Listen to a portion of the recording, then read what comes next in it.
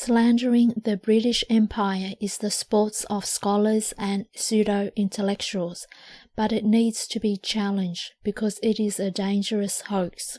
The legacy of the British Empire, like every empire and civilization, race and tribe, has its dark aspects. The story of human civilization is one of competition and conflict, subjugation and exploitation, violence and murder. The more accurate method of gauging an empire's quality is to consider its fruits, and especially the extent and importance of its contribution to human civilization. By this standard, the British Empire is unrivaled. No nation or empire in history has done more to promote the free flow of goods and capital around the world than Britain at the height of its empire. The colonized responded often eagerly, working harder and faster, building, sowing, digging to sell their wares and get their cut of English wealth. As England's demand for goods grew, so did the gush of money flowing into the colonies and the trade between the colonies and England. Between 1750 and 1914, the total value of global trade increased fivefold. During the 1800s, global shipping tonnage grew from 4 million to 30 million tons, thanks primarily to Britain's promotion of free trade.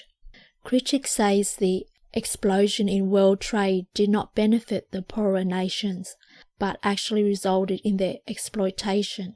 Not true. Consider Zambia. Zambia's gross domestic product per capita is currently 1/28 of Britain's. In 1955, at the end of colonial rule, Zambia's GDP per capita was 1/7 of Britain's. Since the British left, Zambia has gotten 4 times poorer compared to Britain. During British imperial rule, London was the world's central bank. Each year, tens of millions of pounds would flow from England to the rest of the world. Naturally, like any bank, the empire sought a return on its investment, hence the boatloads of merchandise that flooded in from its colonies. But the flow of goods into Britain is only half the story. The other half is the hundreds of millions of English pounds reaching foreign shores and filling the pockets of local farmers, tradesmen, shop owners and bankers, greasing the wheels of colonial economies. Beyond the vast material construction, the British in many instances created vital and revolutionary political, legislative and educational infrastructure for the colonized people. In many colonies, the rule of law was established, aiding economic growth and political and social stability. Britain's superior legal system was also exported to the far corners of the earth, where it often replaced brutal tribal laws and rituals with the more civilized and fair English system of justice. And it was the Britons who made the unilateral decision to end slavery. Once made, it began to be enforced globally by British lawyers and guns. Finally, the British Empire played the key role in protecting the world from tyrants. The British Empire emerged as the saviour of the free world, almost single-handedly stopping the march of tyranny.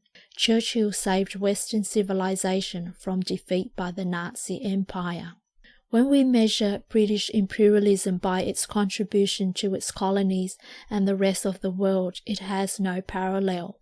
The British Empire provided good government, uncorrupt public administration, intertribal peace, the rule of law, free trade, the abolition of slavery, famine relief, the abolition of barbaric custom, huge infrastructural advances such as railways, roads, plus irrigation projects, and in every colony nurtured its native peoples towards running their own countries once they were ripe for independence.